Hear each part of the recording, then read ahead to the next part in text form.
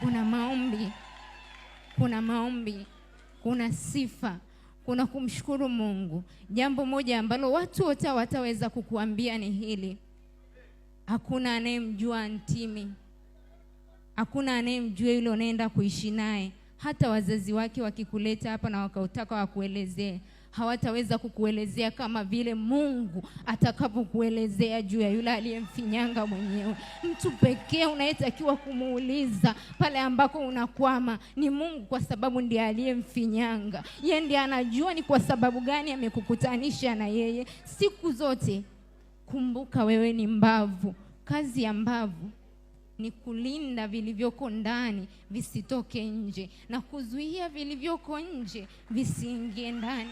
I love you.